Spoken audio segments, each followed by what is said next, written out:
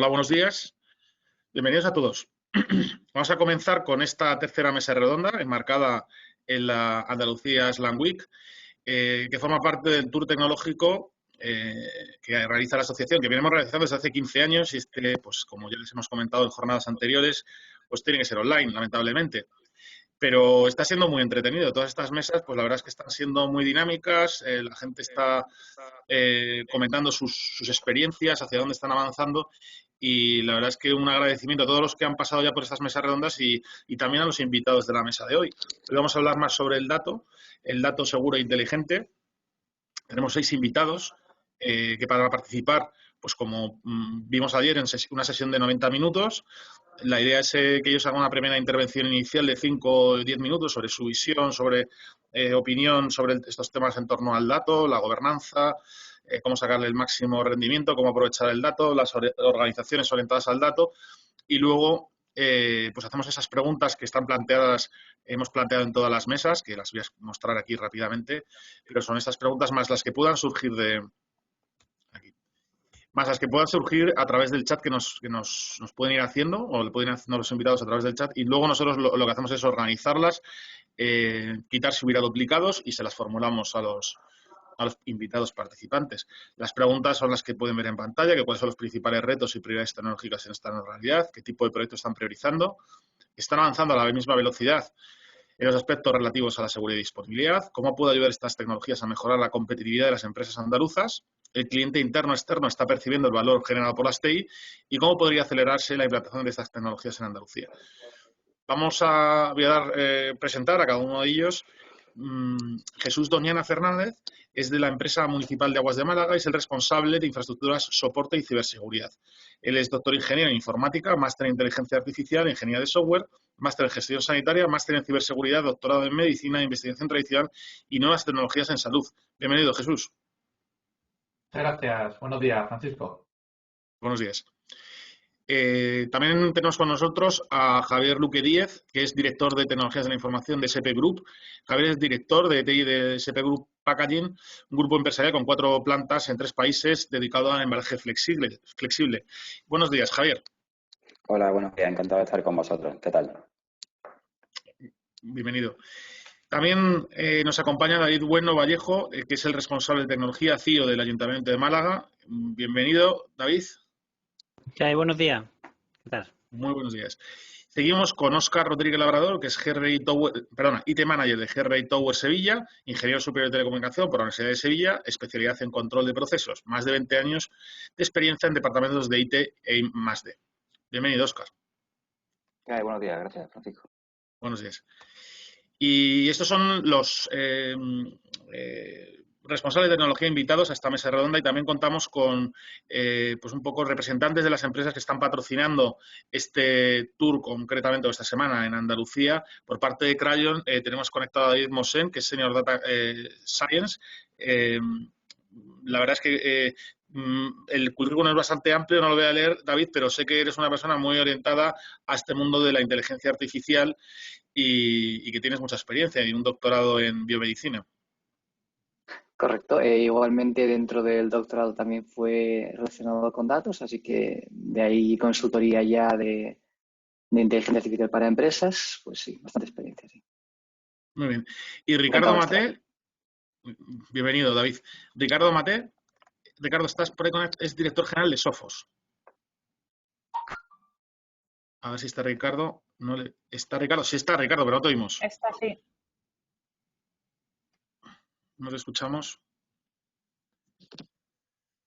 Vaya. No. Vamos a intentar resolver el problema de sonido que tenemos con Ricardo y iniciamos la mesa. Ricardo Maté tiene más de 30 años de experiencia en el sector tecnológico y ha sido responsable de compañías líderes, tanto a nivel local como europeo, en el mundo de la tecnología. Y bueno, pues lleva en Sofos como director general desde 2017 para llevar España y Portugal. Bienvenido, Ricardo. Además, Ricardo es presidente de la Asociación ASLA. Bienvenido, Ricardo. Vamos a ver si resolvemos el problema técnico. Por no incluir retrasos en esta mesa redonda, que como les decía son 90 minutos de intervenciones, vamos a comenzar con la primera de ellas, que nos la va a realizar Jesús Doña Fernández, que es el responsable de infraestructura de la empresa municipal de Aguas de Málaga, como decía hace un momentito. Bien, vamos allá, Jesús, cuando puedas. Perfecto. Capturo la pantalla y arranco con la presentación. Bueno, primero dar los buenos días a todos los compañeros que están aquí conmigo en la mesa redonda y a todos los asistentes. Mi nombre, como me acaban de presentar, bueno, soy Jesús Doña Fernández, soy responsable de infraestructura, soporte y ciberseguridad en la empresa municipal Aguas de Málaga. ¿Y qué es esta empresa? Esta empresa, EMASA, se dedica pues, a lo que es la gestión y administración de lo que se conoce como el ciclo integral del agua, en este caso para la ciudad de Málaga y todo su término municipal. Es decir, nos ocupamos de lo que es la captación de los recursos hidráulicos y también a su distribución, que conlleva la depuración, la desalación y el suministro. Y también, bueno, pues nos hacemos cargo de lo que es la eliminación y el vertido de lo que se llama las aguas usadas, o en su caso la reutilización de estas mismas, pero ya depuradas. Además, EMASA pues, se dedica a la promoción de actividades científicas, tenemos incluso un laboratorio muy potente, y luego de investigación y actividades culturales, todas generalmente relacionadas con la preservación del medio ambiente. Luego también lo que es en el ámbito de la tecnología de información, bueno, pues tenemos también desarrollo de sistemas y somos punteros en el uso de muchas tecnologías, como por ejemplo la hiperconvergencia, que fue una de las primeras administraciones públicas en Europa que se lanzó sobre esta tecnología. Dentro de lo que son las empresas de agua, bueno, es un entorno muy complicado donde hay muchos elementos de tecnología de la operación y de la tecnología de la información y donde el dato es un elemento fundamental que se mueve en todas direcciones. Y cuando hablamos de empresas de agua, quería hacer una visión de lo que es el mundo donde nos movemos. Bueno, son generalmente empresas o infraestructuras muy complejas, como pueden ser aeropuertos, servicios bancarios, servicios gubernamentales, plantas nucleares o químicas. Pero no quería pensar en tan grande, quería pensar también un poquito en lo que es el negocio, el pequeño negocio, que ya interacciona también con estas empresas grandes. Hay muchos proveedores pequeños y grandes que tienen que interaccionar y compartir datos. Y luego también hablaba de mi casa. ¿Por qué? Porque hoy en día, en la situación también actual, vemos que la casa se convierte en parte de la oficina y ya se habla de que no existe el perímetro, ¿no?, en las empresas. Eso desaparece. Entonces viene la pregunta clave. ¿Estamos seguros? Y para mí la respuesta es clara. No estamos, desgraciadamente no estamos seguros. Vivimos en un entorno donde lo vemos en las noticias cada día, multitud de empresas, grandes, pequeñas, medianas, sanitarias, gubernamentales, reciben ataques que son cada vez más complejos y elaborados. Y vemos que en todo esto, siempre cuando se analiza, aparece siempre el factor humano como punto clave de la brecha de ciberseguridad. Nosotros podemos intentar proteger el dato, podemos cifrar el dato, podemos hacer lo que sea, que al final el usuario sigue siendo a día de hoy, lo ha sido siempre el eslabón más débil. Y frente a esto, ¿cuál es el objetivo de las tecnologías de la información? Pues se me vino a la cabeza la película de Robocop, ¿no? Y sus tres directivas. Servir el bien público, nuestras empresas lo que buscan es dar un servicio público, proteger al inocente, proteger la seguridad del dato, la integridad del dato, la información de usuarios y al fin y al cabo de la empresa y cumplir la ley, ¿no?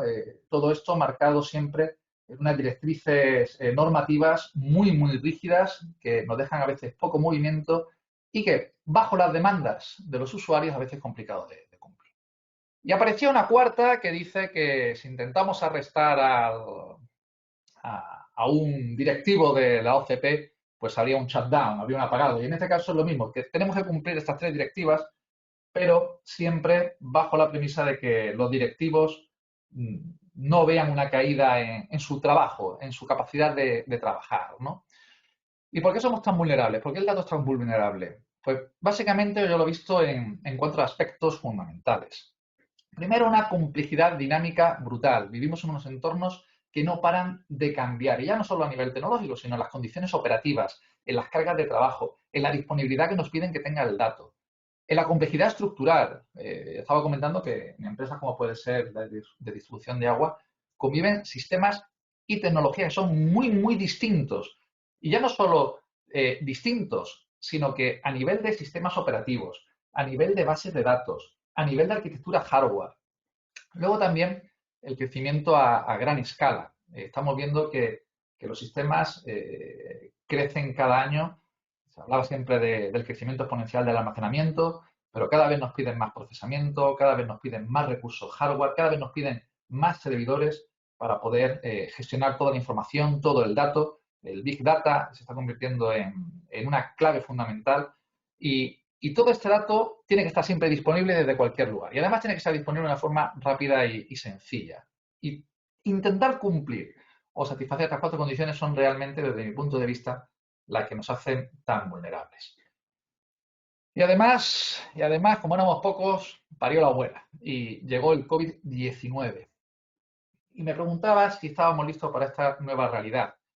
Y la respuesta claramente es no. Esta nueva realidad genera nuevas necesidades, sí o no.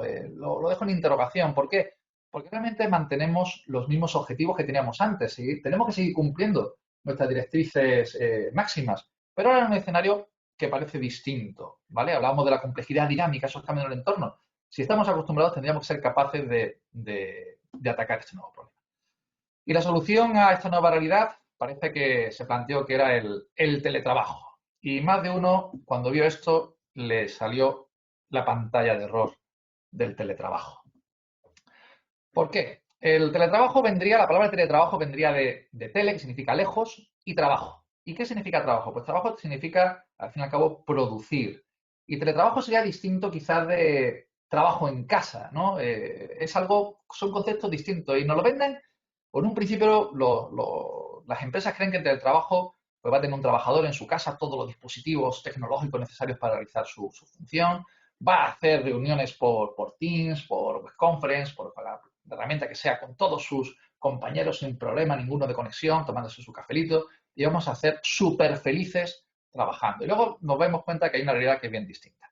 No tengo un sitio para poder trabajar, no tengo ni siquiera mesa, tengo que estar con el niño en brazos porque no tengo con quién dejarlo, y en algunos casos inclusive estoy yo trabajando y el niño en el colegio.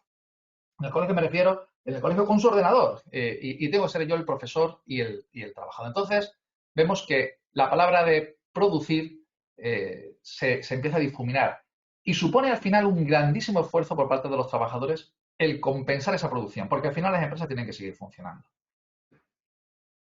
Realmente, cuando planteamos el teletrabajo, decíamos, bueno, realmente sí estamos preparados para la movilidad del trabajo. Por ejemplo, en mi empresa nosotros teníamos ya un porcentaje bastante alto de personas en teletrabajo. Más de medio centenar de personas tenían capacidad de teletrabajo.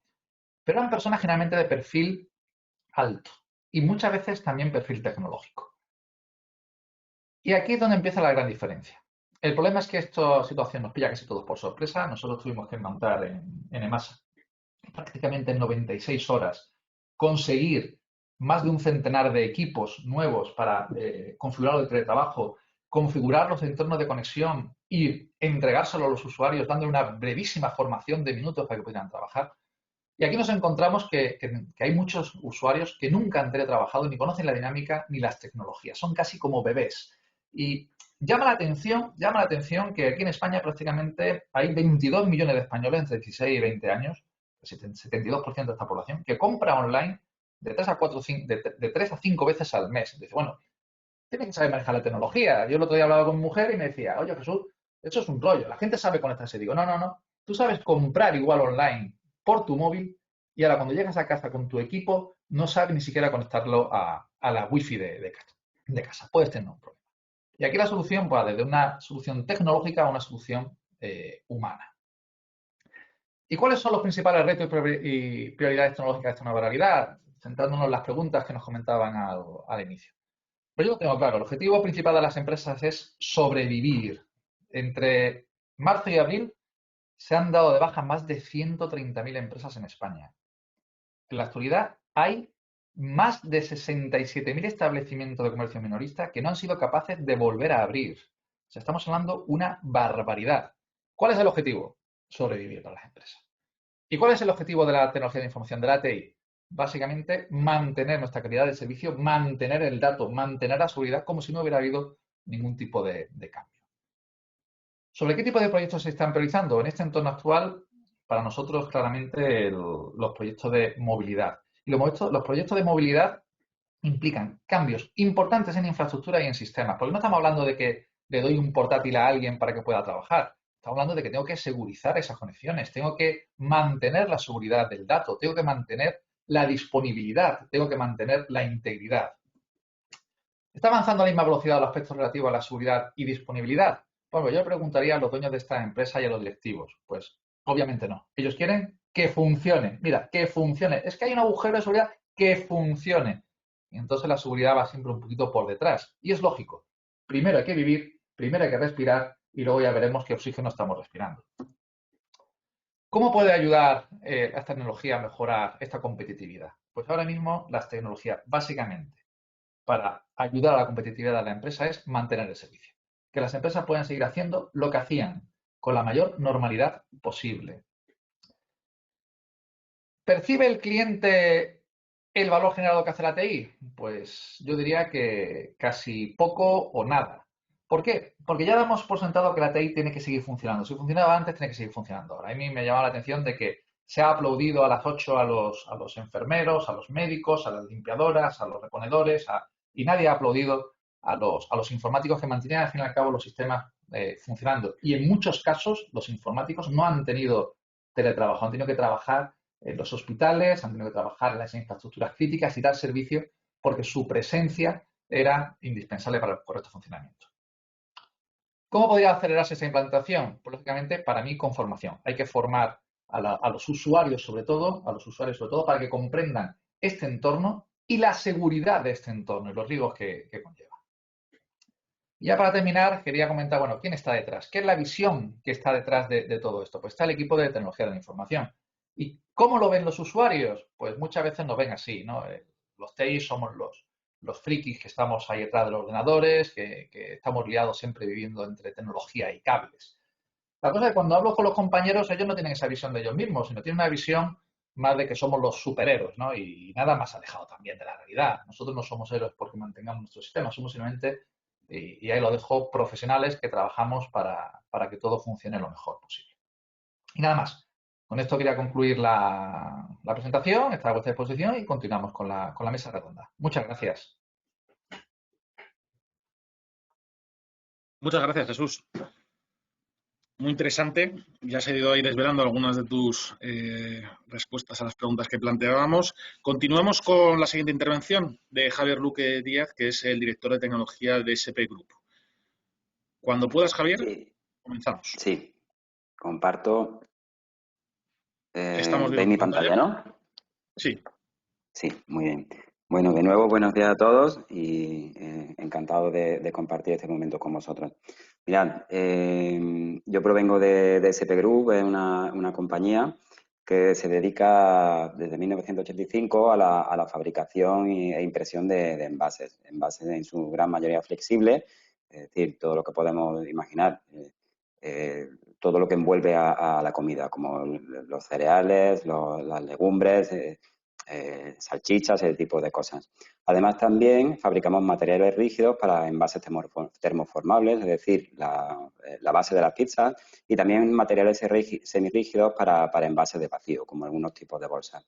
Nosotros disponemos de 4 plantas de fabricación, 2 de ellas están en España, en Córdoba, una muy cerca de la capital y otra en el norte de la provincia. Además, también otra en el norte de Francia y una última en Polonia. Entonces, la colaboración entre todas estas empresas ha hecho que, entre todas estas plantas, ha hecho que podamos podamos mejorar nuestro nivel de servicio al cliente. Nuestras cifras, mirad, nosotros en el año pasado, en 2019, alcanzamos una facturación de 151 millones de euros, de los cuales 53 fueron en exportación, principalmente en el mercado europeo. Obtuvimos un crecimiento del 4% con respecto al ejercicio anterior y logramos un récord de 700 millones de botellas de poliéster recicladas. No todo en el plástico es malo. Y además, en total, cerramos el año con unos 700 empleados entre todas las fábricas. Nosotros nos dedicamos sobre todo al sector alimentario.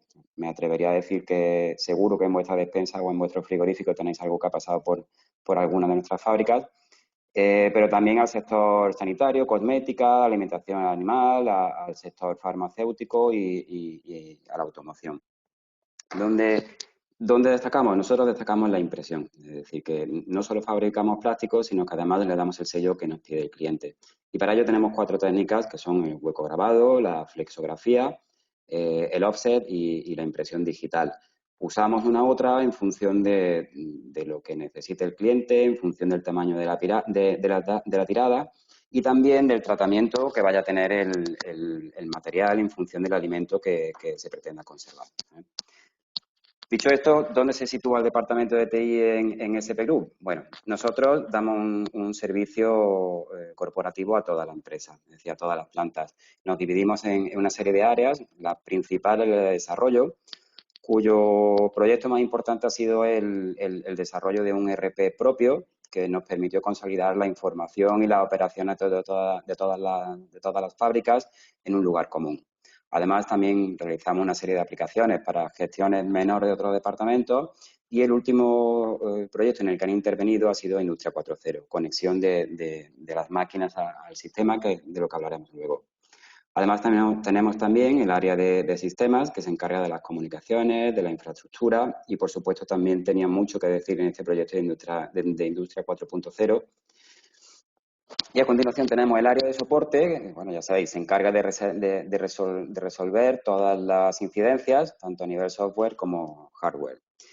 Y muy relacionado con la temática de hoy, tenemos el departamento de gestión del dato, de nueva creación. Nosotros ya nos dedicábamos desde hace tiempo a la realización de reportings, obtención de información mediante Business Intelligence, pero nos hemos dado cuenta de que todo circula a partir de la información. Entonces hemos ampliado hemos entrado en gobierno de datos y también hemos implantado un catálogo de datos, que es uno de los proyectos de los que quería hablar.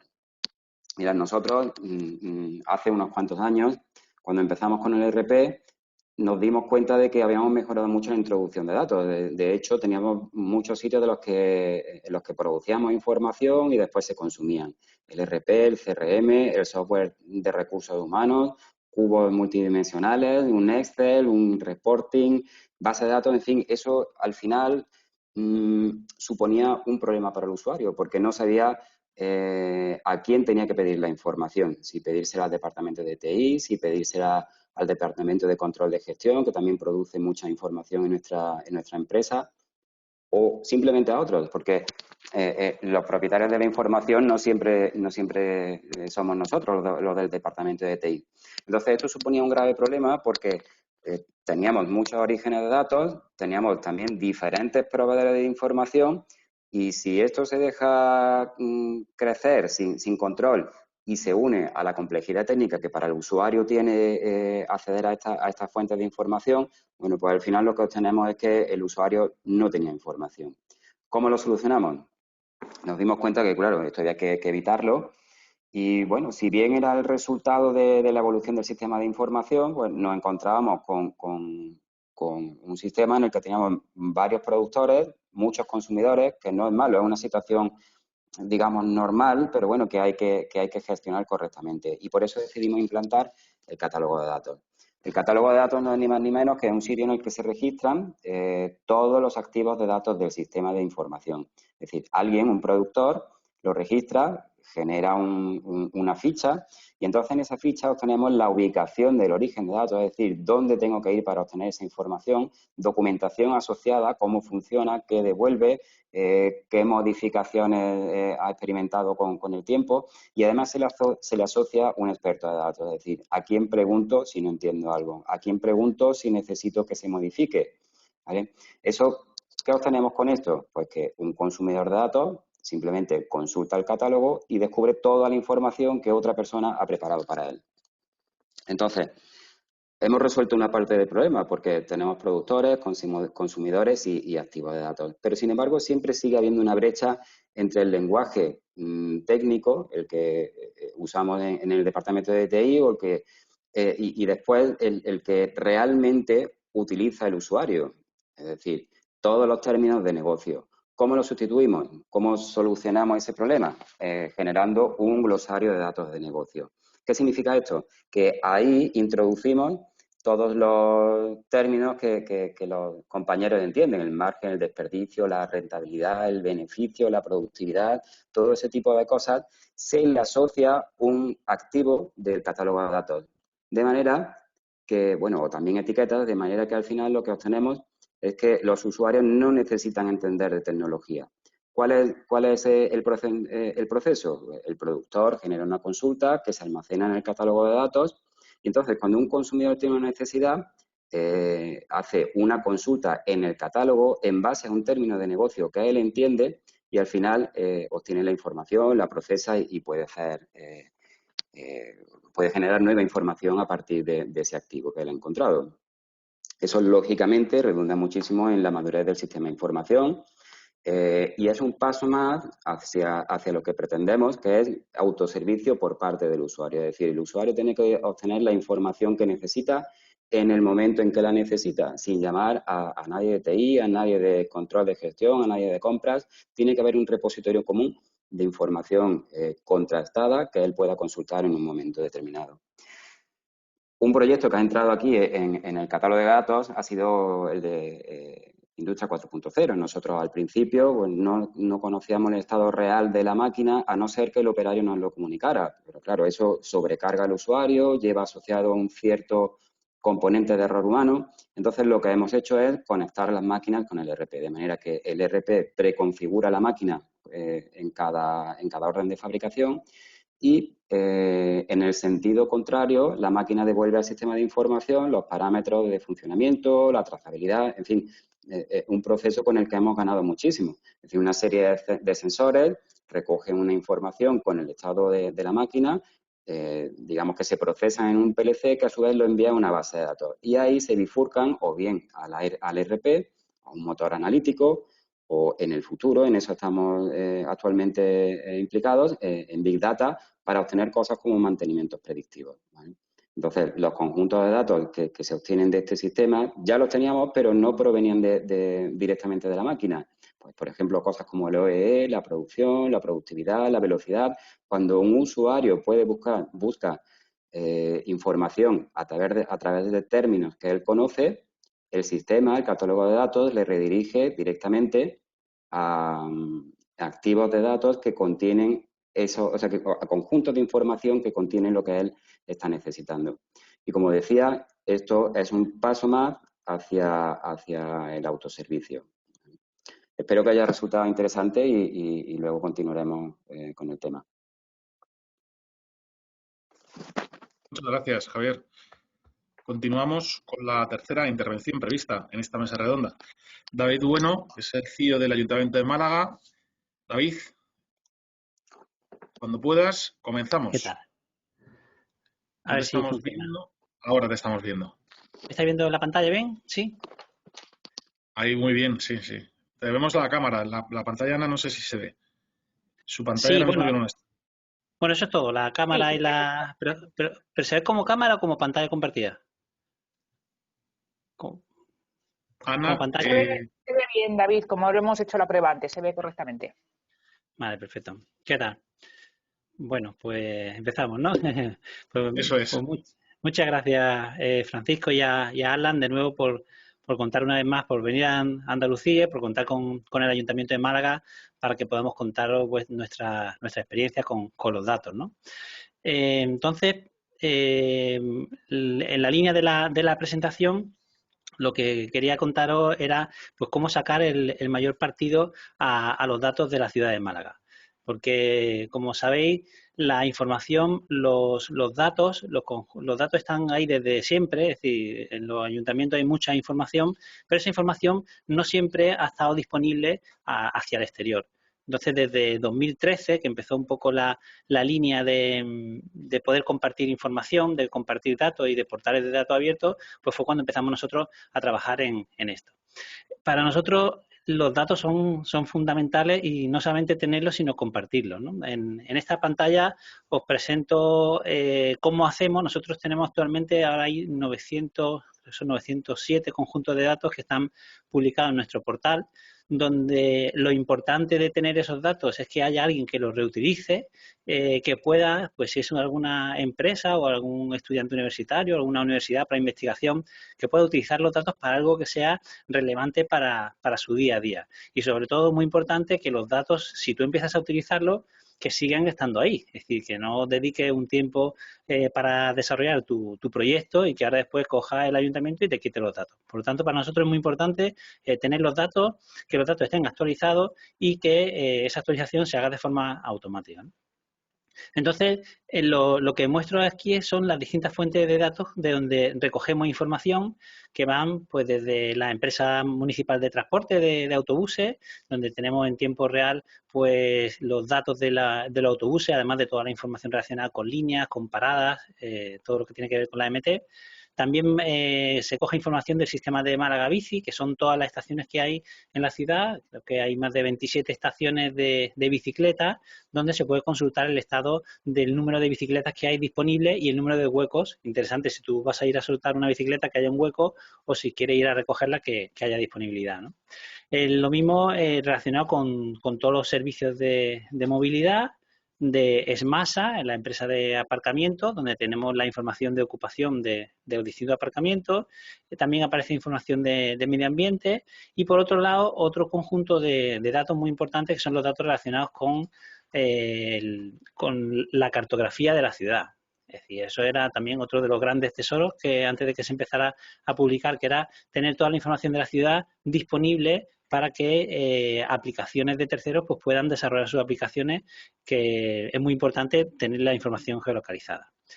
Y además tenemos de Masa, de nuestro amigo de Masa, que han estado hablando antes, pues tenemos también la información de las fuentes y de la universidad, por ejemplo, todos los datos de polen en los distintos puntos que hay de recogida de polen de la ciudad, y en la parte de cultura, pues toda la parte de agenda cultural, ¿no?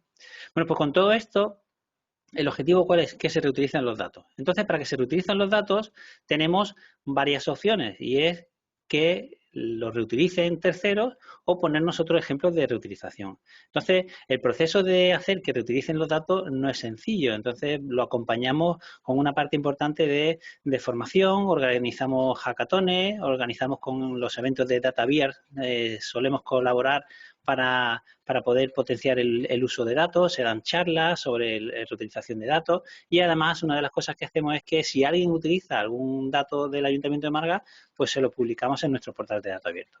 Entonces vamos a ver algunos de los ejemplos donde no solamente es reutilización de terceros, sino para que se sepa qué cosas se pueden hacer, nosotros mismos hacemos esa reutilización, ¿no? Los voy a poner en breve y luego vemos muy rápido también a cada uno de ellos.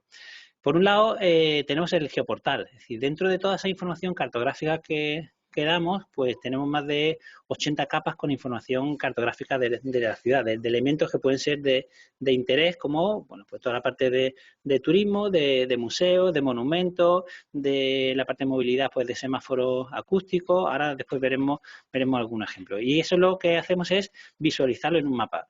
Pero cualquiera podría visualizarlo porque todas esas capas están, como digo, en el portal de datos abiertos.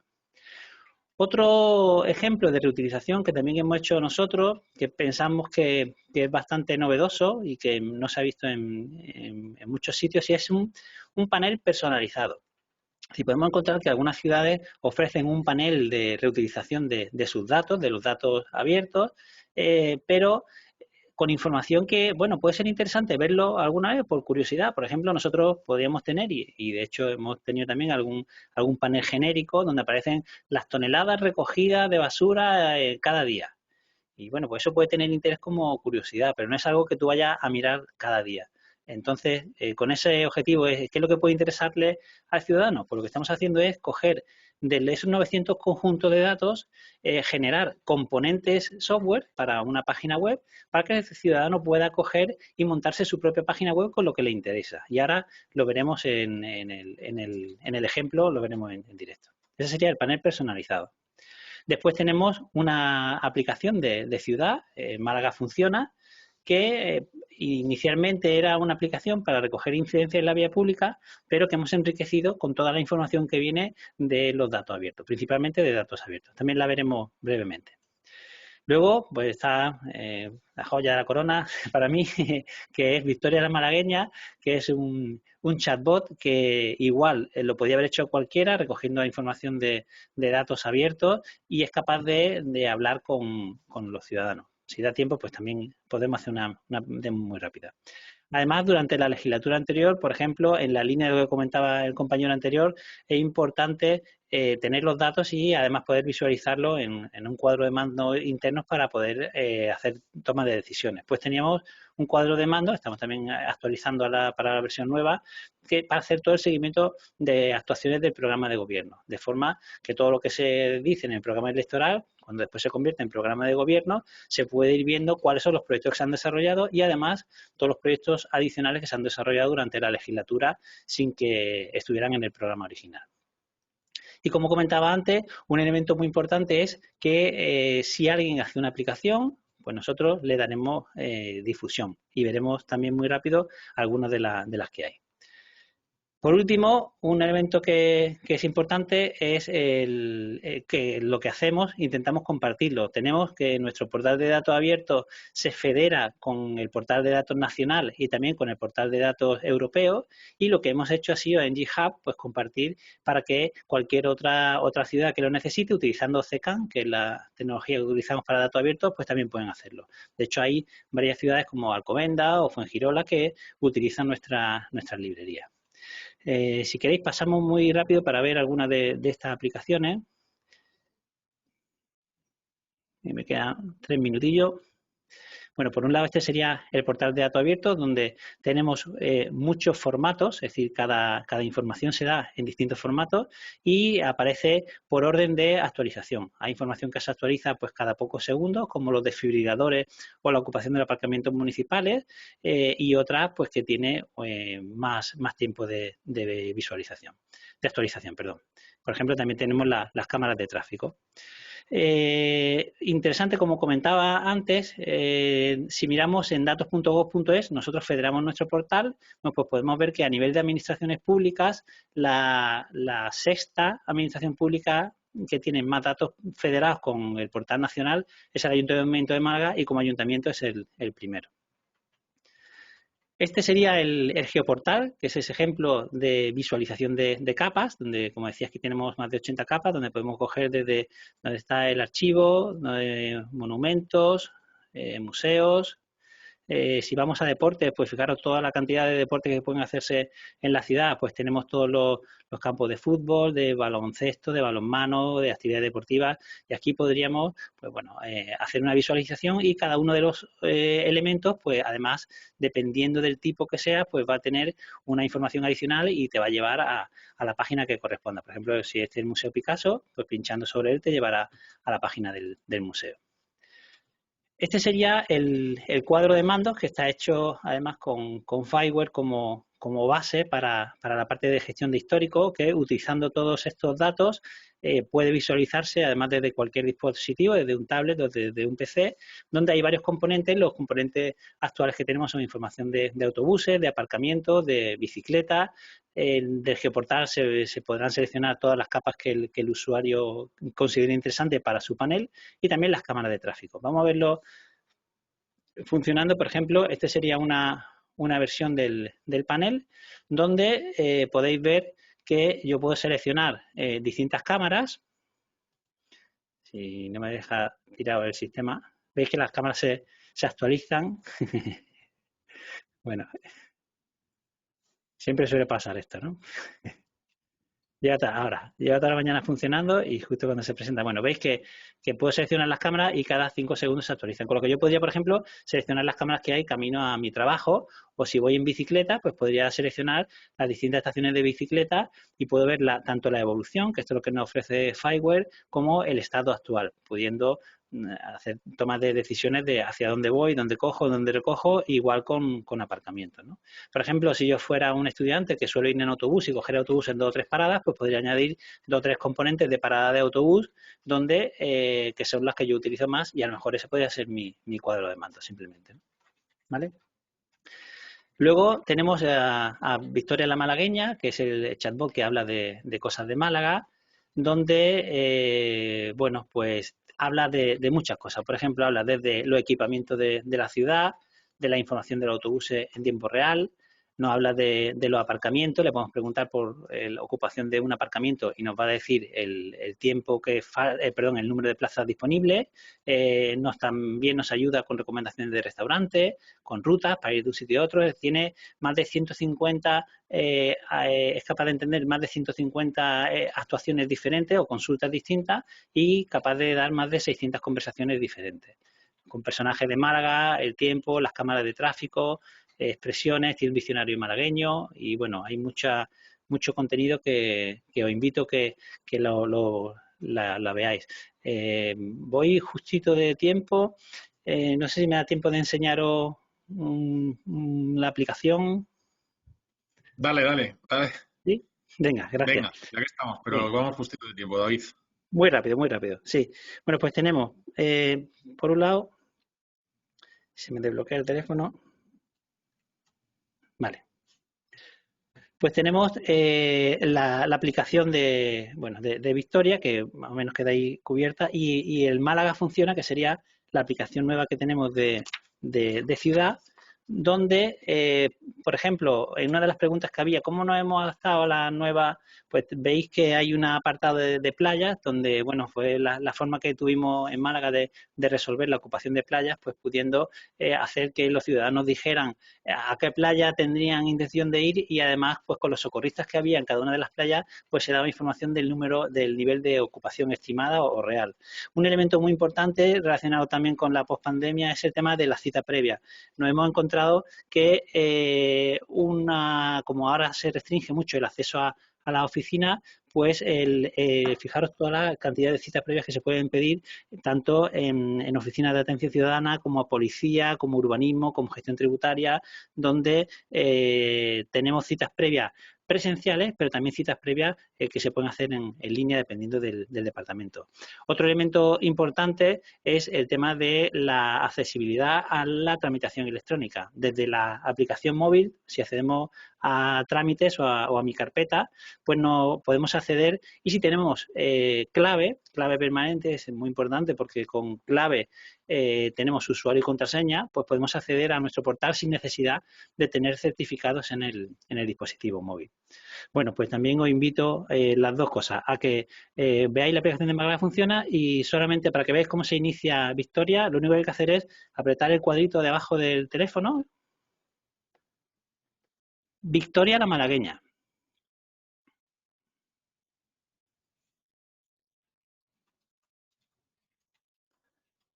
Perfecto. Voy a buscarte la última versión de Victoria la malagueña. Y ya simplemente con eso... Hola David, no sabes lo que me alegra volver a verte. Bueno, pues estaríais hablando con Victoria, que bueno, pues puede dar alguna conversación simpática que espero que os guste. Pues nada, termino ya con esto. Muchas gracias. Muchas gracias, David. Muy interesante y como siempre ahí innovando y disfrutando de las cosas en las que estás trabajando, ¿no? Que te gusta mucho. La verdad es que la pasión es muy importante en todo lo que hacemos. Muchas gracias. Vamos allá con la cuarta intervención que la va a realizar Óscar Rodríguez Labrador de GRI Tower Sevilla. Él es el responsable de tecnología. Óscar, cuando puedas, comenzamos. Muy buenas, comparto la pantalla. Te estamos escuchando bien y viendo la pantalla a pantalla completa. Muy bien.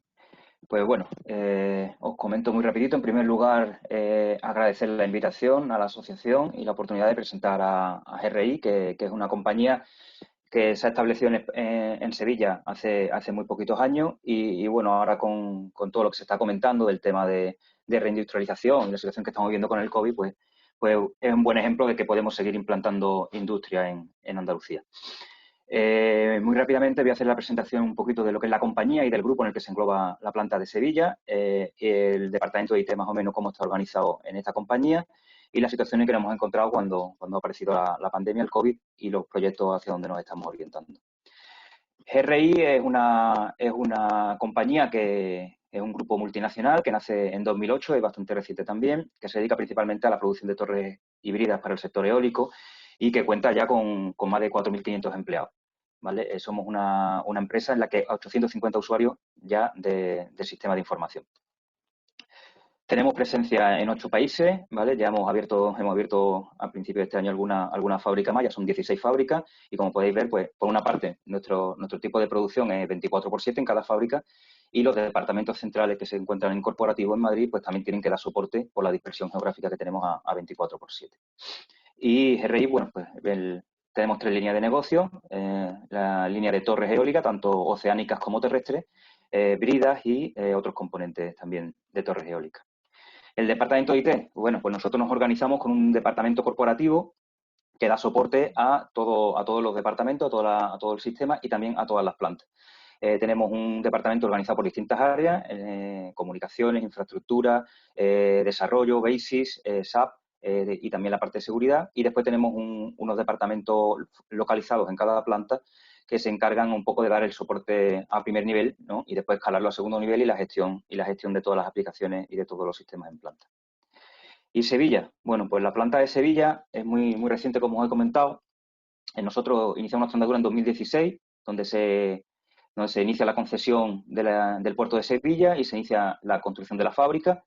En 2017 finaliza la construcción y empezamos a construir nuestras primeras torres y un evento muy importante para nosotros es en 2018 que realizamos la construcción de la Liade X para General Electric. Es un prototipo de torre eólica que aún no está en producción, está en prueba, empezará en producción seguramente en 1 o 2 años y es la torre actualmente, el diseño de torre más grande del mundo, con una altura total de 265 metros.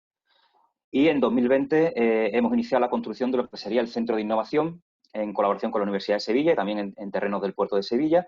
Y bueno, yo quería aprovechar aquí también para lanzar una pregunta, ¿no? para la ronda de la mesa sobre el papel, ¿no? de los centros de innovación en la transferencia tecnológica con vistas a potenciar, ¿no? esa implantación de las tecnologías en Andalucía. Los datos de nuestra fábrica, pues estamos ubicados en el puerto, tenemos una extensión de 160.000 metros cuadrados, con más de 350 empleados, como podéis ver en la imagen, pues tenemos una dispersión muy importante por lo que es el polígono de astilleros y eso nos crea ciertos problemas para el tema de dar soporte al departamento de IT. ¿Vale? La fábrica se dedica a las torres eólicas, tanto terrestres como oceánicas, también a piles, a monopiles, ATP, y tenemos una capacidad de fabricación de 200 torres equivalentes año. Y los datos del departamento de IT, mucho más modestos que los datos que hay a nivel corporativo, pero bueno, tenemos unos 80 usuarios de sistema de información, tenemos un CPD local, damos soporte a todos los servicios habituales de TI, ¿no? Telefonía, comunicación integrada, videoconferencia, tenemos puntos wifi para dar cobertura a toda la planta, ¿no? Con la dispersión que habéis podido ver, y tenemos una red física, 35 switches con conexión redundada, más de 8.000 metros de fibra óptica y más de 25.000 metros de cable a UTP y FTP. ¿Y qué ocurrió cuando llegó el COVID? Pues cuando llegó el COVID, nosotros somos una empresa que de por sí podemos considerar que tenemos 2 grupos grandes de usuarios, el usuario de puesto de fabricación y el usuario de sistema de información, y el usuario de sistema de información es un usuario que por nuestra naturaleza, nuestra forma de trabajar está movilizado. Tenemos unos departamentos corporativos que se desplazan por todas las plantas para dar soporte y después también tenemos una política de intercambio de información, de enviar equipos de apoyo, equipos de arranque y tenemos también auditorías cruzadas. Tenemos un usuario de un sistema de información que necesita movilidad. Entonces, nuestro perfil siempre ha sido el tener usuarios con portátiles, usuarios con móviles y tener aplicaciones y capacidad de que el usuario se pueda desplazar por cualquier planta y conectarse en cualquier lugar. Al principio eran conexiones dentro de nuestra red corporativa, que estaban interconectadas a todas las plantas, y en 2018 iniciamos un proyecto que fue el Digital Workplace, que se fue desarrollando. Empezamos la implantación en 2019 buscando que el usuario tuviera una mayor capacidad de colaboración, de conexión y mayor eficiencia. Con esto conseguimos que el usuario pudiera tener conectividad no solamente en todas las plantas corporativas, sino también desde fuera de la red corporativa, dado que nuestra dispersión hacía que los desplazamientos entre plantas fueran bastante grandes. Cuando llega el COVID nos encontramos con que la mayoría de nuestros usuarios están movilizados. Nosotros, en lo que es la planta de Sevilla, en menos de 24 horas conseguimos mandar a todo el personal del sistema de información a casa y entonces, en ese sentido, el departamento de IT se había anticipado y estábamos bastante preparados. ¿Quién no estaba preparado? No estaba preparado el usuario. El usuario no tenía concienciación. Algún compañero ya creo que Jesús lo ha comentado y he visto que hemos coincidido en muchísimas cosas. Falta concienciación en el usuario. El usuario está muy acostumbrado a manejar sus herramientas personales, tecnológicas, pero no cuando quiere usar las herramientas profesionales. el usuario tiene reticencia al cambio, aunque nosotros habíamos empezado el desarrollo y la formación del usuario desde antes de que llegara el COVID, el usuario no lo adopta, y cuando percibe la desconexión del empleo, la desconexión del puesto de trabajo, es cuando el usuario se pone las pilas e intenta incorporarse rápidamente a la dinámica. En ese momento, la falta de experiencia hace que haya una sobrecarga muy importante en el departamento de IT, y nosotros la solventamos gracias a que teníamos un departamento de IT muy formado, porque había participado en toda la parte de despliegue, y también porque la política de la empresa es tener una formación continua del personal de IT, y creo que también lo ha referido algún compañero, muy importante a futuro el mantener eso, el nivel de formación y de evolución del personal de IT. Para esta situación también nosotros introdujimos la figura del Digital Champion, ¿vale? Son usuarios avanzados, usuarios no del departamento de IT, a los que le damos una formación para que den soporte al resto de usuarios y descarguemos un poquito el departamento de IT. Tuvimos mucho apoyo de nuestros socios tecnológicos, empresas que nos han dado mucha facilidad de temas de licencias y de despliegues durante el COVID, y después también partiendo una lanza que también los compañeros han referido por el personal de IT. Hay otros colectivos que han recibido muchísimo apoyo y muchísimo reconocimiento, totalmente merecido, pero el personal de IT siempre está en la sombra, en segunda línea, y creo que hemos aportado muchísimo para que este país siga adelante en la situación que estamos viviendo. ¿Y hacia dónde vamos? Pues vamos al dato. Como ya he comentado, tenemos movilizar nuestros puestos de trabajo de usuario de información, pero tenemos que movilizar, tenemos que digitalizar el puesto de trabajo de producción, ¿vale? Entonces, nosotros ahora estamos en un proyecto de modernización, digitalización y automatización de las factorías, basado en 4 ejes estratégicos. En la fiabilidad, ¿vale? Tenemos que conseguir datos de las máquinas, tenemos que conseguir datos de los procesos, pero tenemos que garantizar que el dato sea bueno. Si el dato no es bueno, al final la toma de decisión es errónea y es quizá peor, ¿no? Después tenemos que mantener la competitividad. Necesitamos una evolución tecnológica constante. No podemos permitirnos el marcarnos una línea de meta. Esto es una carrera continua. Lo que realmente tenemos que alcanzar es una velocidad de crucero que nos permita estar constantemente en una evolución y al día en las tecnologías que necesitamos para nuestro proceso. Necesitamos eficiencia, necesitamos mejorar los tiempos de nuestro proceso, los tiempos de las transacciones, la velocidad, las operaciones del personal y la toma de decisiones. Necesitamos llegar a un tiempo real. Y después también necesitamos, lógicamente, con los tiempos que corren, economía, ¿vale? Necesitamos eficiencia en el gasto, tenemos muchas plantas, intentamos aprovechar sinergias entre plantas, abrimos proyectos en distintas plantas, nunca en paralelo, siempre son proyectos independientes que después cruzamos de una planta con otra e intentamos aprovechar los esfuerzos y replicar en otras plantas, y tenemos que hacer una optimización de herramientas. Esto, si lo analizamos, realmente es algo que viene ocurriendo desde siempre, no es algo nuevo por el tema del COVID. Lo que creemos que el COVID ha provocado es una aceleración y una intensificación de todos estos aspectos, sobre todo el tema de eficiencia. Nosotros, lógicamente, al ser una factoría, una fábrica, encajamos perfectamente con el paradigma de Industria 4.0 y estamos enfocándonos hacia desarrollo en ese sentido. Buscamos control de avance de producción, mejoras en los procesos de calidad, mejoras en los reportes. Tenemos sistemas de análisis de datos en formato más antiguo, tipo BI, y ahora queremos evolucionar hacia una analítica mucho más avanzada, con inteligencia artificial, que nos permita una mejor toma de decisiones y un mayor conocimiento en tiempo real de lo que está ocurriendo en nuestra fábrica. Y sobre todo evolucionar también mucho hacia el mantenimiento. Nosotros somos una empresa de calderería pesada, de grandes estructuras, que tenemos maquinaria de mucho tamaño, que no nos permite tener gran cantidad de líneas de fabricación, gran cantidad de líneas de máquinas, lo cual el tema de una parada en máquina es un aspecto muy crítico para nuestra fábrica. Necesitamos tener capacidad de un mantenimiento predictivo real que minimice las paradas. ¿Y qué nos estamos encontrando el problema? Nos estamos encontrando el problema de la complejidad en la digitalización de nuestros procesos. Tenemos muchísimo proceso manual que obliga a mucha intervención humana, y la intervención humana para la captura del dato es una fuente de error. Estamos buscando la forma de eliminar lo más posible la intervención humana y automatizar la captura del dato. Tenemos la necesidad de integración vertical. Tenemos que llevar todos los datos a nuestros sistemas ERP, a nuestro sistema de decisión, desde la maquinaria, ¿no? desde la sensorización. Y tenemos que tener una visión corporativa. Como hemos comentado, tenemos muchas fábricas, tenemos que desarrollar proyectos en todas las fábricas que después sean totalmente replicables en el resto. Nos estamos basando en convertir el dato en información y no para justificar lo que está pasando, ¿no? Necesitamos provocar que las cosas pasen y que pasen de verdad. Desde el punto de vista de IT, bueno, nosotros estamos planteando todos los proyectos de Industria 4.0 y del tema de datos como una colaboración transversal entre varios departamentos. Colabora el departamento de I+D, el departamento de tecnología y, lógicamente, el departamento de IT. El departamento de IT lo que estamos intentando es crear un modelo basado en la arquitectura que nos permita llevar la conectividad del dispositivo hasta la analítica, que nos dé soporte a los procesos críticos, soporte a los clientes, tanto internos como externos, capacidad de crecimiento, una estructura que nos permita llegar a todos los niveles y que seguir evolucionando con la compañía, ¿vale? Y siempre teniendo en cuenta la visión de la seguridad, que como también han comentado los compañeros, siempre va un poco por detrás. En nuestro caso, es verdad que tenemos un área exclusiva de seguridad que siempre va supervisando todos los proyectos en paralelo que se van dando en otras áreas. ¿Y qué hemos aprendido con este proceso de digitalización de operaciones que estamos aplicando? Pues hemos aprendido, y aquí voy a usar una frase de mi responsable corporativo, del CIO, que hay dos tendencias mundiales en las empresas. Unas que se han decantado por invertir fuertemente en temas de tecnología, que quieren invertir y desarrollar, pero también hay empresas que sufrimos situaciones de crisis, de contracción de mercado, y que siempre se nos plantean escenarios de reducción de costes cuando viene una situación como la que está provocando esta pandemia, ¿no? Y en este sentido, nosotros tenemos que ser inteligentes y tenemos que ser imaginativos para saber invertir el dinero y generar una reducción de costes, generando una mayor eficiencia, pero no perdiendo recursos, ¿no?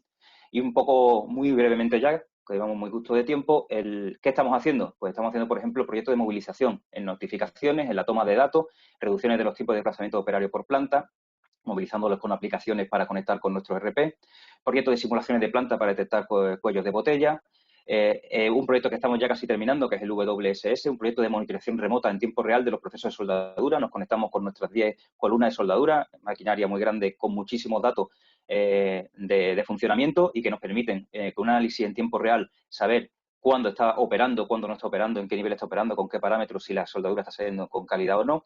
Y después también estamos, como he comentado, con el Centro de Innovación, ¿vale? El Centro de Innovación, colaboración con la Universidad de Sevilla, donde tenemos planificada la construcción de una mini planta para simulación de nuevos procesos. Y bueno, solo para despedirme que no tenemos más remedio que seguir adelante y vamos a intentar seguir avanzando y llegar hasta el final de esta carrera que parece que no tiene final.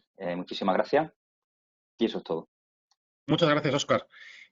Vamos con las dos últimas intervenciones de 5 o 10 minutos para este panel de expertos, bueno, mesa redonda más que panel de expertos, mesa redonda, y luego a las 11:30 continuamos con las conferencias, que hay previsto 6 conferencias sobre estos temas en profundidad del dato, sobre los aspectos de la inteligencia, de la analítica y de la seguridad del mismo, a las 11:30, como digo. Así que continuamos con la intervención de David Mosen, que es Senior Data Science de Cryon, que es empresa asociada y patrocinadora de este evento. David, cuando puedas. Estamos viendo la pantalla. El audio no.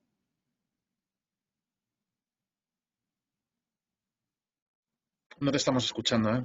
Al menos yo no te escucho. Y creo que sí. No, David, debes de Ahora tener el sonido. No, tienes que tener el sonido desactivado. No, yo no puedo desde aquí. Ahora ya está. Vale, gracias. Creo que no podía, tenía que ser externo el poner el audio. Vale. Muy bien, pues empiezo. A ver, siguen saliendo aquí cosas en la interfaz.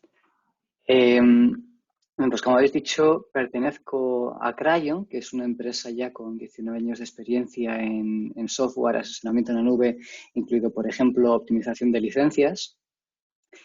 Pero a pesar de que este ha sido el core business de la empresa durante mucho tiempo, cada vez se va más hacia la innovación, teniendo como base la nube y el software.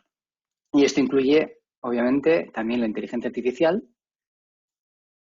Por eso es que recientemente se han ido estableciendo centros de excelencia de datos e inteligencia artificial en todo el mundo, incluido al que pertenezco en Viena, que da soporte a prácticamente toda Europa, menos los nórdicos. En total, desde que se empezó con esta iniciativa ya llevamos 6 años de experiencia, con cada vez más expertos. Somos ahora más de 70 entre científicos de datos, ingenieros de datos, arquitectos de software, etcétera. Y con experiencia en todo tipo de desarrollos de IA, bien sea visión por computador, procesador de lenguaje natural, todo lo relacionado con Deep Learning, a lo largo de varias verticales, además, que luego enseñaré un poquito. Hacemos una entrega integral de soluciones de datos e IA, eso lo enseñaré luego en una diapositiva, como no nos centramos solamente en entregar un proyecto y nos vamos, sino que hacemos todo desde un assessment de cómo está la organización de Madura, los datos necesarios si están ahí o no, hasta el punto de, también en el otro extremo, de mantener y hacer un proyecto integral para que luego cuando nos vayamos la solución de IA siga siendo usable durante el mayor tiempo posible y empoderar a los usuarios para que cuando nos vayamos eso en un par de meses no quede obsoleto. Y siempre teniendo en cuenta que los servicios están orientados al objetivo y al valor. Es algo que se ha mencionado también anteriormente en cuanto a que cada vez más y sobre todo con esta crisis es muy necesario que aquellas inversiones que se hagan, sea en lo que sea en una empresa, incluido en inteligencia artificial, tiene que tener al final del túnel un valor, porque si no es un mal uso de la poca inversión que algunas empresas pueden realizar actualmente. Somos socios de confianza de los principales proveedores de nube, incluidos sobre todo Microsoft, Amazon e IBM. Llevamos ya realizados más de 100 proyectos. Esto en realidad está ya positivo desde hace ya unos meses y no sé si andaremos ya cerca de los 150 porque cada vez vamos en crecimiento casi pseudo exponencial.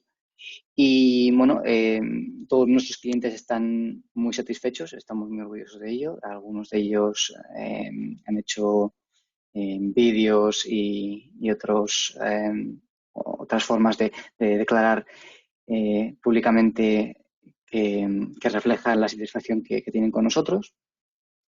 Y como comentaba, vamos desde la estrategia hasta el cambio organizacional, incluido, y es algo que también se ha comentado en cuanto a plataformas de datos, no todas las empresas tienen la suerte de, por lo que he oído hoy, por lo menos las que se han comentado, de tener unas plataformas de datos tan maduras, sino que a veces se tiene una idea de proyecto de inteligencia artificial en mente, pero los datos no están ahí o si están no son lo suficientemente fiables o lo suficientes en cuanto a número o el acceso no existe. Puede haber muchos problemas y en ese caso también estamos ahí nosotros para trabajar en esa plataforma de datos que precede a cualquier desarrollo de IA, ya que no existe hoy en día IA en el sentido sobre todo de Machine Learning, que es un conjunto, si no existen los datos. Ahora, nuestros servicios van entonces desde una evaluación de oportunidades para aquellas empresas que todavía estén indecisas en cuanto a qué soluciones les pueden aportar más valor o cuáles pueden tener menos riesgo, hasta, como comentaba, la administración del modelo, garantizando la calidad y la relevancia continuada, esa es la clave, que sea continuada de la solución a través de una cierta automatización del mantenimiento. Con todo lo que hay entre medio, muchas veces habéis oído todos que el 80% de las soluciones de IA no llegan a producción o no llegan a buen puerto y eso es precisamente porque falta capacidad en este punto que es, vale, se tiene una solución más o menos que parece que va a aportar un cierto valor y luego resulta que no, ¿no? Y con todos los problemas que puede haber al respecto, bien sean organizacionales, que los hay, o de capacidad técnica de los científicos de datos para llevar esa producción y la interacción con los diferentes departamentos o know-hows que hay dentro de la empresa, como pueden ser IT o business. Y similar, no voy a entrar en mucho más detalle en cuanto a nuestros servicios de plataforma de datos, desde una evaluación hasta aquellos negocios que ya tienen algo más robusto. También ofrecemos el paso más avanzado, que es una optimización continuada de los costes y una administración de esa plataforma de datos. O por lo menos facilitar al cliente el cómo hacerlo de manera autónoma, de una manera más eficiente.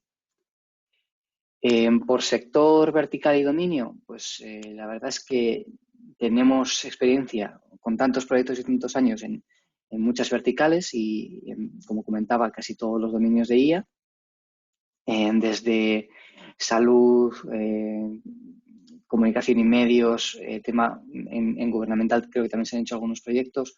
Últimamente lo que más se está viendo es en los sectores de energía, manufactura, y también salud, aunque eso es un tema un poco más específico en el que hay otros players más especializados en el sector. Y por comentar algunos casos de uso, empezando por uno de los primeros con los que se empezó, que es DNVGL. La razón por la que quiero mostrar esto es porque pretendo hacer ver que no se trata también solamente de, como comentaba al principio, de hacer un proyecto e irnos, sino que tenemos una visión más holística de la interacción con el cliente, ¿no? Desde una participación ejecutiva en la que se decide ya cuáles son los proyectos que se van a llevar adelante, todo englobado dentro de un programa, el establecimiento de competencias dentro de la empresa, empezando también por plataformas analíticas y luego ya llevando eso hacia más la inteligencia artificial o, como se comentaba, el Big Data y una mayor automatización, y entre medio ir desarrollando los proyectos conforme se va avanzando en este desarrollo y en este incremento de capacidades. Quería comentar brevemente, luego si hay alguna pregunta puedo responderlo, pero algunos casos de uso, como puede ser, por ejemplo, la detección de tipos de cultivo, por comentar uno de visión por computador, en este caso englobado dentro de un proyecto de Europa en el que se pretende ver qué tipos de cultivo hay en cada región para llevar mayor control y, por supuesto, el permitir que esto se haga automáticamente en vez de a mano reduce los costes enormemente. Esta diapositiva la he agregado en los últimos minutos, visto los comentarios y los casos de uso que se han expuesto anteriormente. También tenemos un proyecto de mantenimiento predictivo de molinos eólicos, coincidentemente, en el que se detectaba la necesidad de realizar mantenimiento predictivo con una precisión alcanzada del 76% de que vaya a haber en una ventana de 7 días una alarma. Entonces, esto permite reducir costes y optimizar los recursos humanos. Se identificó, por ejemplo, incluso ciertos casos futuros para recomendación de ciertos técnicos y equipos según qué tipo de mantenimiento vaya a ser necesario.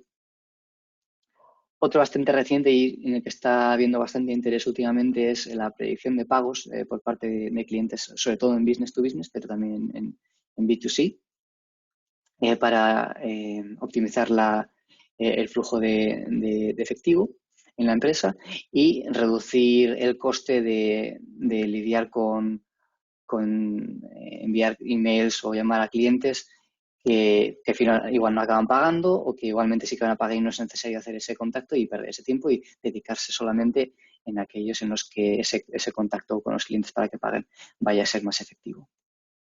Y bueno, lo voy a dejar aquí para no usar más tiempo, pero bueno, que sepáis que si hay más dudas pues, o más cuestiones que estáis interesados, pues siempre puedo enseñar más casos de uso según el interés que haya. Muy bien, muchas gracias, David.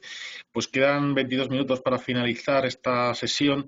Ricardo va a hacer la última intervención. Ricardo Matés, director general de Sofos, una de las compañías que está apoyando esta semana en Andalucía. Ricardo, cuando puedas. ¿Me oís o...? Te vemos un poquito lejos, pero te vemos. Vale, ¿así mejor? Sí. Sí, se está viendo tu pantalla. Ahora ya no. ¿Qué se está viendo? ¿Se está viendo mi imagen o se está viendo la presentación? Un email, estamos viendo. Un email que te acaba de mandar Ana. Vale. Pues espera a ver, porque... A ver. Ahí vemos ya la pantalla.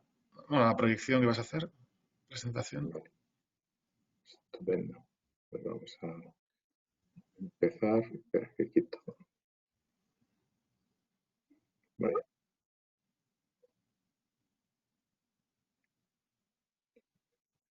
Perdón, porque no sé dónde está. F5, ¿no? Ahí que tendrías que darle. Ahí. Ahora sí se ve, ¿no? Pues se ven tus notas. A ver si Ana te dice cómo ponerlo para que no se vean tus notas, pero se ven tus notas. Sí, yo creo que ahí en Display Settings, esa opción creo que es. Y ahora si le vuelves a dar ya F5, ahora sí. Vale, estupendo. Muy bien, bueno, pues primero agradecerte Paco y Aslan, aunque sea presidente de Aslan, la oportunidad de estar hoy aquí como director general de Sofos, que es el gorro que tengo, y desde luego, bueno, pues felicitarte, Paco, por la organización del Tour.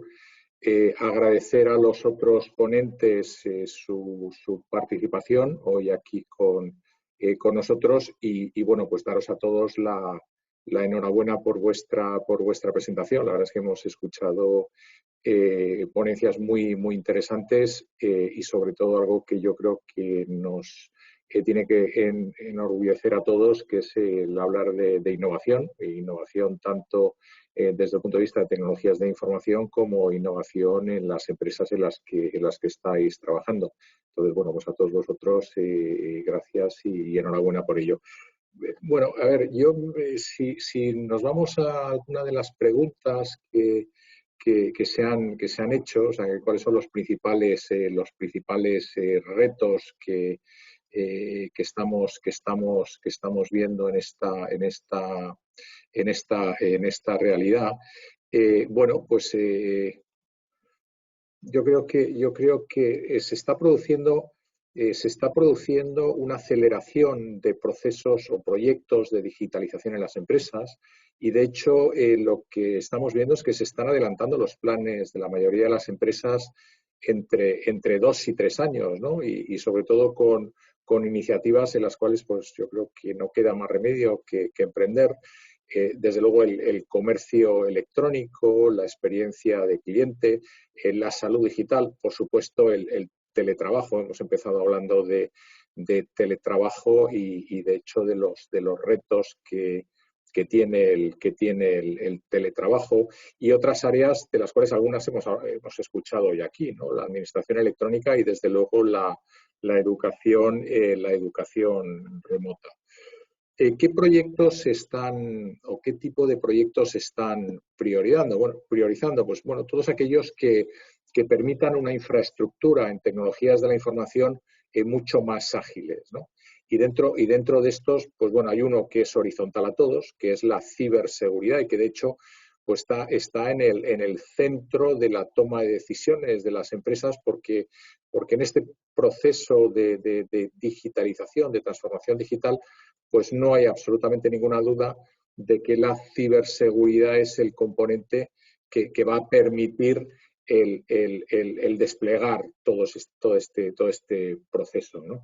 Y luego, bueno, pues algunos otros de los cuales se han hablado aquí, pues todo lo que tiene que ver con herramientas de gestión de datos, con la inteligencia artificial, con entornos de nube híbrida y, bueno, pues implantación de infraestructuras y redes 5G, realidad aumentada, blockchain, quizás estos últimos en menor medida, pero bueno, los 5 primeros yo creo que es donde las empresas se están centrando y de hecho yo me voy a centrar en hablar de 2, ¿no? De ciberseguridad, porque al fin y al cabo Sophos es una empresa de ciberseguridad y cómo afecta la ciberseguridad a las nubes públicas. Me gustaría sí comentar la necesidad, y también se ha comentado que bueno, las personas son el eslabón más débil dentro de la cadena de la ciberseguridad y que, bueno, pues dentro del Plan España 2025, pues el Gobierno habla de la creación de 20.000 nuevos expertos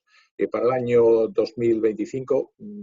Para mí me parecen muy pocos para las necesidades que tiene España. Creo que necesitamos muchos más que 20.000 y, de hecho, bueno, a nivel mundial pues se sabe que hay un déficit de 3,5 millones para el año que viene, con lo cual pues es por un lado una oportunidad para las personas que se quieran dedicar a este sector y por otro lado pues un reto para todas las empresas. Me gustaría empezar hablando de bueno, pues un estudio que ha hecho Sophos, que es el estado de la seguridad en la nube, en el cual pues bueno, han participado cerca de 5.000 empresas, entre 100 y 5.000 usuarios. Y bueno, pues en este estudio 200 empresas españolas también han participado y lo que vemos es que en estos momentos un 70% de las empresas a nivel mundial están utilizando nubes públicas, bueno, a nivel mundial y en España también, de las encuestadas. De esas empresas, un 57% sufrieron algún incidente de ciberseguridad serio en sus infraestructuras en la nube. Esto en el caso de España, en el caso a nivel mundial es del orden de un 63%.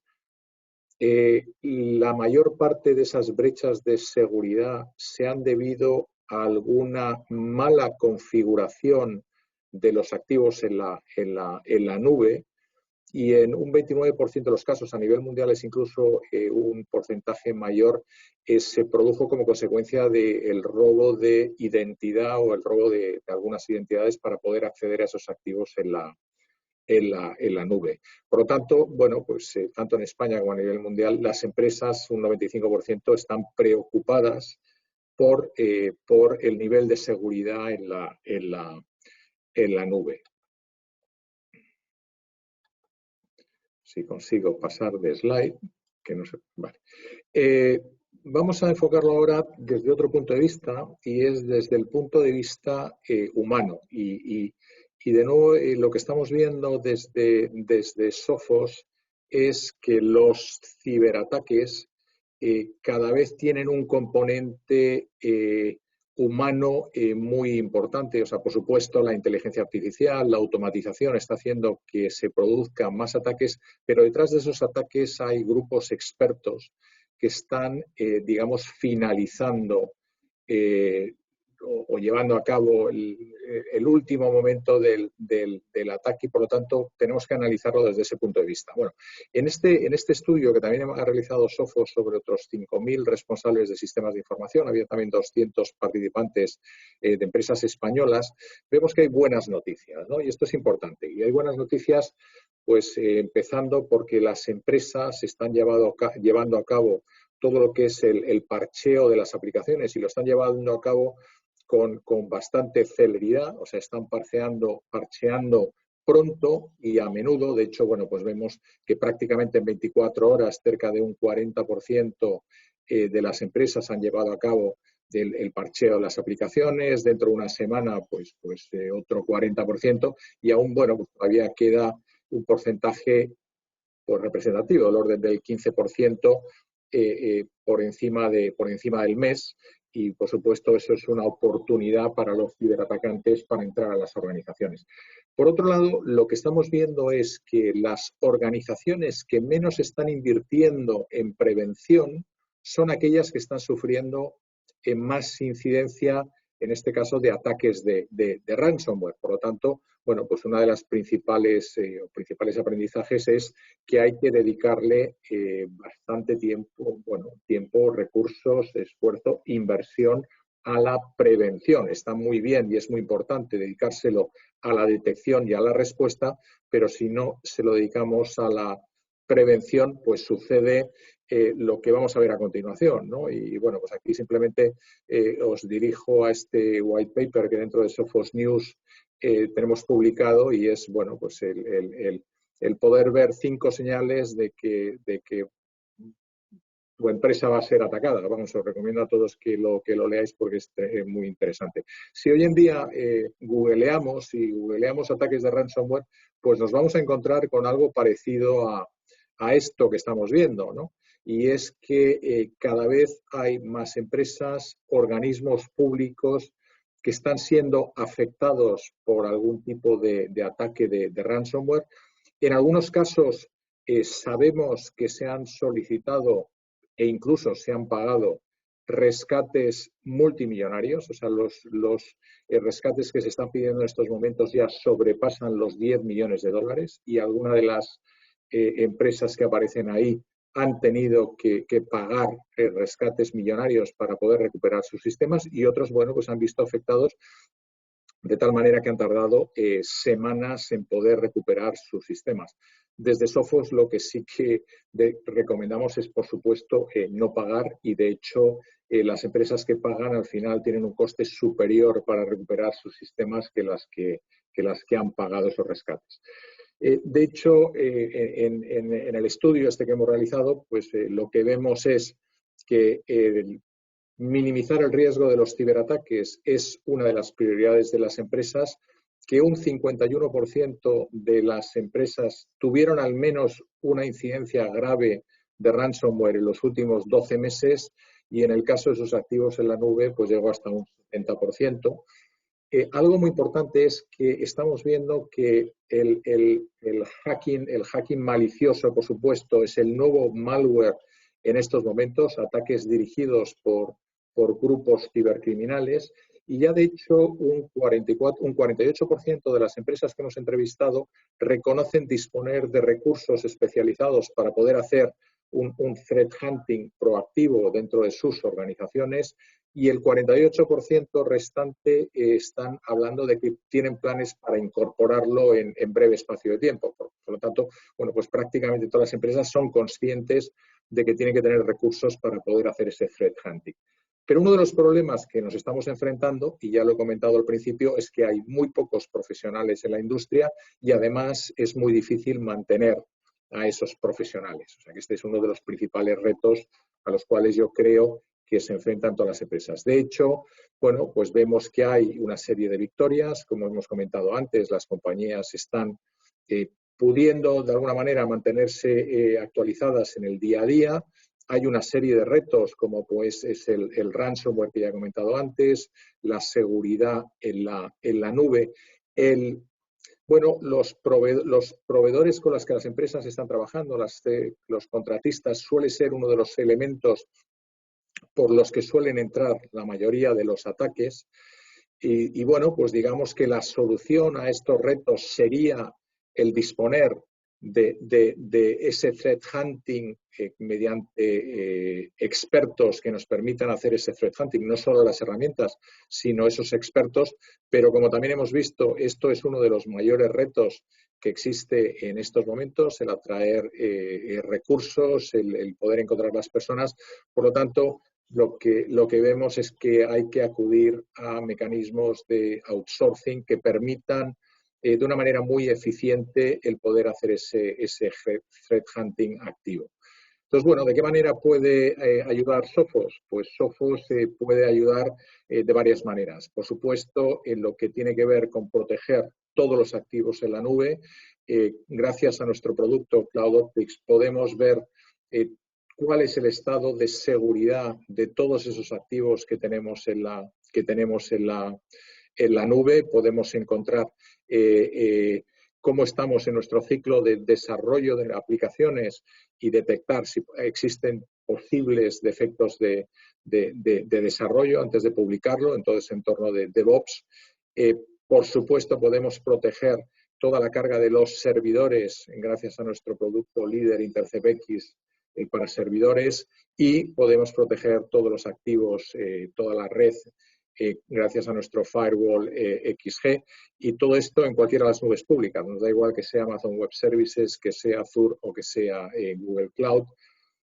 Podemos ayudar a las empresas con nuestro servicio gestionado de Managed Threat Response, un equipo especializado de expertos en ciberseguridad que hacen el threat hunting 24/7, y no solo nos basamos en las detecciones, sino que investigamos toda la actividad sospechosa, y a diferencia de otros proveedores lo que hacemos es tomar acción en el caso de alguna incidencia y la corregimos. Y acabamos de lanzar nuestro servicio de Incident Response, en el cual, bueno, pues cuando una empresa está siendo atacada, de manera inmediata podemos tomar acción, identificar y neutralizar cualquiera de las amenazas que estén sobre la instalación, y por supuesto, bueno, pues parar ese ataque de manera inmediata.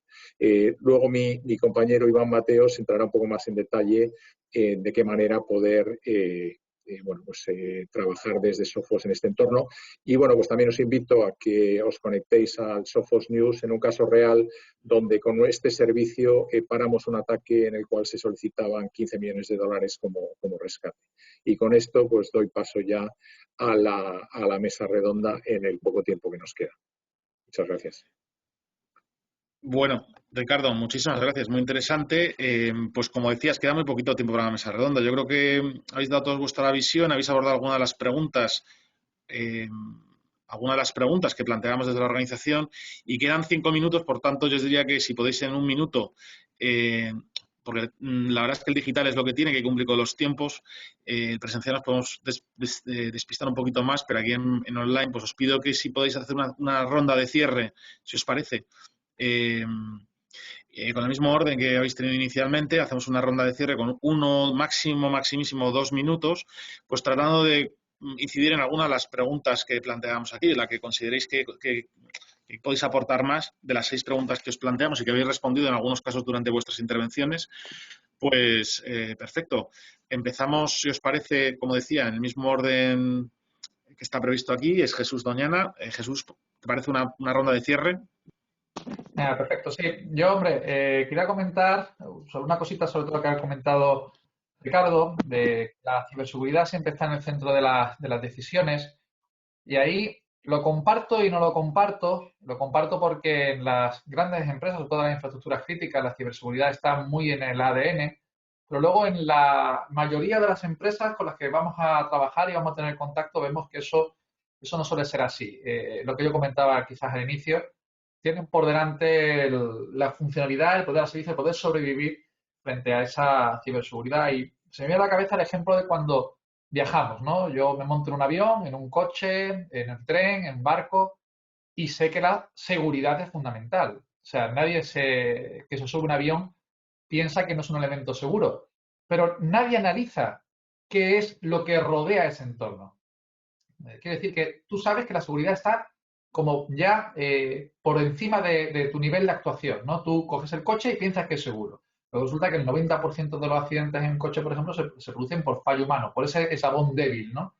Pues algo parecido está pasando con los sistemas de TI. El usuario cree que es seguro porque además los fabricantes, los partners, no están vendiendo eso. Yo escuchaba en este caso a Ricardo con Sophos y tienes unas herramientas magníficas. Lo mismo pasa con Trend Micro, con Norton, con Symantec, con todos. Todos tienen unas herramientas que son maravillosas en la seguridad y que parece que si las implantas vas a estar seguro. Y luego resulta que la realidad nos dice que no, que tenemos raptos de información continuas, tenemos agujeros continuos que ponen al dato en peligro, ¿no? Y quizás esa es mi reflexión, ¿no? El ver qué es lo que está pasando realmente, qué es lo que tenemos detrás y sobre todo en esta nueva realidad, que por muchas herramientas que estamos poniendo, por muchos entornos que estamos dando de seguridad, parece que estamos exactamente igual o peor. Porque antes no se habían tantas noticias de arrastre de información. Ahora hay un negocio en la ciberdelincuencia que es brutal y es el que tenemos que vencer, ¿no? Pero sobre todo es eso, es cómo creemos realmente que estamos protegidos y parece que cada vez estamos menos protegidos. Y quizás con el apoyo de sistemas de inteligencia artificial, de herramientas hardware cada vez más potentes, tenemos escudos más grandes, pero al final parece que sacamos la cabeza por detrás del escudo y justo nos pegan el flechazo, ¿no? Y nada más. Muchas gracias, Jesús. Vamos a intentarlo. El siguiente, que a ver si lo consigue, en un minuto. Le toca a Javier. Sí, bueno, a mí me gustaría incidir en cuáles son los principales retos que hemos experimentado en todos estos tiempos. Yo diría que, como Jesús, el reto principal ha sido hacer que el negocio continúe. Es decir, y en esta ocasión nos hemos tenido que basar en la infraestructura, que es un trabajo que parece invisible, pero bueno, aquí se ha visto que es imprescindible. Eso junto a una gran capacidad de flexibilidad y una capacidad de reacción para adaptarnos a lo que ha pasado en muy poco tiempo. Además de eso, hemos necesitado una formación expresa a los usuarios que, como alguien también decía, no estaban preparados, no ha habido tiempo ni para sesiones, ni siquiera para gestión del cambio que hace falta en la implantación de cualquier proyecto de este tipo. A mí me parece que es fundamental. Entonces, al final hemos incidido muchísimo en que la experiencia del usuario sea buena, es decir, que ya que está trabajando en casa, bueno, pues que sea lo mejor posible, lo más rápido posible.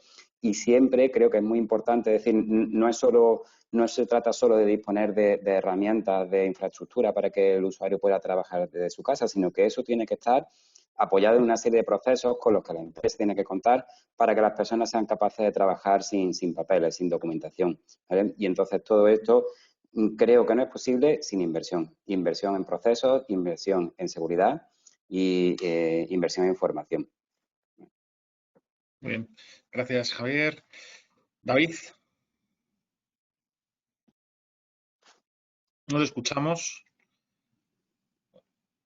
No, no te escuchamos.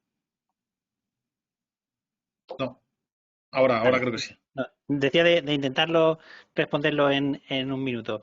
Yo creo que en relación con la pregunta, la 1 y la 4, los retos fundamentales han sido, bueno, primero, la atención ciudadana está siendo fundamental durante la época de la pandemia. Ha sido crítica porque hay muchas necesidades de alimentos y de atención ciudadana, donde ahí se ha hecho un trabajo importante de desarrollo, intentando también que con la administración electrónica sean capaces de poder interactuar de una forma no presencial y relacionado con todo eso, la parte de reconocimiento, pues a los departamentos de TI yo creo que por haber hecho en tan poco tiempo, haber sido capaces de poner en funcionamiento que todo el mundo pueda trabajar en su casa. En nuestro caso, más de 1.500 trabajadores municipales han podido trabajar en menos de 2 semanas y haber puesto sistemas de videoconferencia, no solamente poder trabajar, sino comunicarse y además también haber podido montar plenos y consejos telemáticos, pues bueno, pues entonces ahí estamos justitos. 2 y me da tiempo para despedir. Bueno, hasta pronto.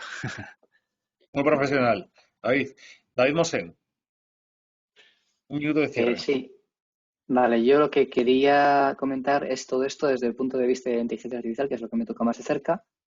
Y respondiendo un poco a las preguntas por encima dentro de ese minuto, yo creo que sí que el cliente está percibiendo el valor generado por las tecnologías de la información en general de la inteligencia artificial, sobre todo ahora durante el COVID, a pesar de lo que pueda parecer. Y como se comentaba, teniendo en cuenta que hay un poco esa discrepancia entre los recursos económicos que se tiene y lo que se debe hacer para todavía acelerar más esa innovación, se están priorizando proyectos con un ROI esperado mayor y de menor riesgo aparente, lo cual es bastante obvio, pero ahora se está mirando todavía más eso. Y la dificultad principal es y sigue siendo llevar a producción algo con un valor de negocio real. Dentro de las empresas andaluzas, por poner como ejemplo, por ejemplo, la industria agroalimentaria que emplea la tercera parte de los trabajadores industriales de Andalucía, pues, por ejemplo, se puede aplicar la IA para clasificación y separación de productos, para la optimización de la cadena de suministro o, por ejemplo, para la recolección automatizada con máquinas como drones. Y, por último, en cuanto a la velocidad de los aspectos relativos a seguridad y disponibilidad, yo creo que poco a poco la disponibilidad está haciendo hueco, pese a las políticas, digamos, que en general más conservadoras en cuanto a seguridad, lo cual es entendible, y compatibilizando ambas, algo que requiere pues, aprendizaje, adaptaciones organizacionales y entendimiento por parte de la dirección de la relevancia de hacer los datos disponibles. Muchas gracias.